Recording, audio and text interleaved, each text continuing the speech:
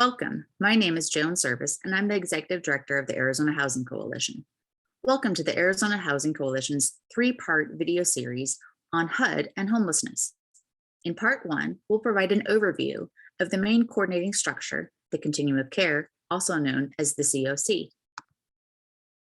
In 2009, President Obama signed the Homeless Emergency Assistance and Rapid Transition to Housing, or HEARTH Act, which, among other things, consolidated three separate programs into a grant program known as the Continuum of Care.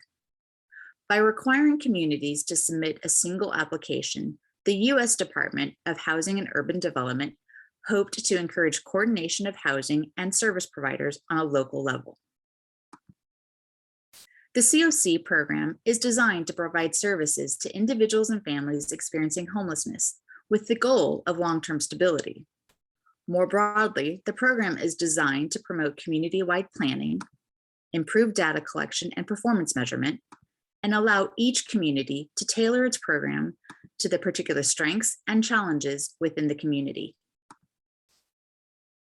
Arizona has three CoCs, each serving a specific geographic region.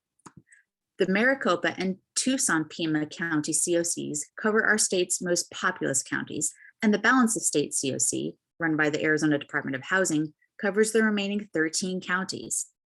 Each CoC is responsible for managing their continuum, designing a coordinated entry system, and designating and operating a Homeless Management Information System, or HMIS. We will address the HMIS in a separate video. Each CoC must establish a board to act on its behalf and may appoint additional committees. Governance must include at least one homeless or formerly homeless individual and must represent the relevant organizations and projects serving homeless subpopulations within their geographic area. This might include nonprofit homeless providers, faith-based organizations, governments, businesses, public housing agencies, school districts, mental health agencies, hospitals, affordable housing developers, law enforcement, and organizations that serve veterans.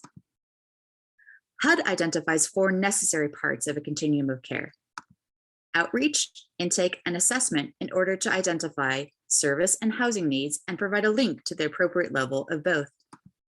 Emergency shelter to provide an immediate and safe alternative to sleeping on the streets.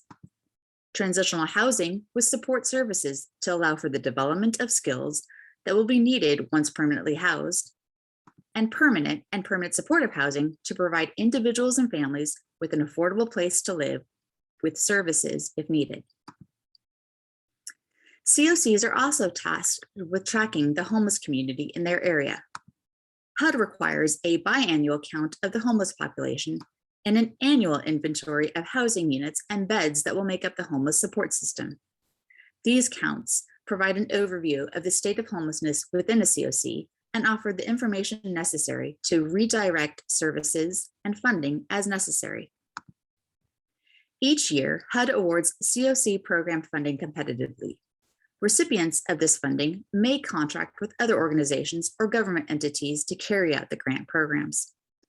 Funds may support activities under four main program components: permanent housing, which includes permanent supportive housing and rapid rehousing, transitional housing, support services, and the Homeless Management Information System. CoC funding can also be used to renew safe haven projects, which provide supportive housing for persons with serious mental illness. Each CoC has a collaborative applicant, which is an entity designated to apply for a HUD funds on the CoC's behalf. To learn more about each CoC, you can contact the collaborative applicant or visit their website. You can also learn more about the various aspects of CoCs, as well as HUD policy updates on the HUD Exchange at hudexchange.info. This concludes our brief introduction to the Continuum of Care.